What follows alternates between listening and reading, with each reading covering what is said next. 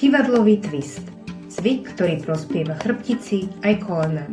Dnes vám ukážem 3 jeho verzie, od jemnej rehabilitačnej až po silovejšiu tréningovú. V prvej, najjemnejšej verzii stojíte stabilne, truby vzpriamený a pohyb kontrolovaný.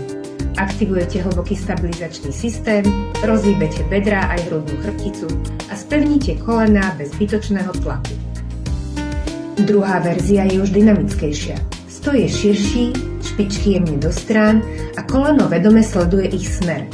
Zapájajú sa sedacie svaly, vonkajšie rotátory bedier a stehna. Telo sa učí stabilite a kontrole v pohybe. A tretia fáza, tu už ide o tréning.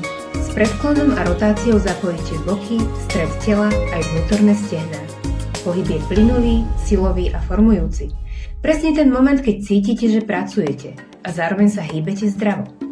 Jeden cvik, 3 úrovne a telo, ktoré sa postupne prebudza aj spevňuje.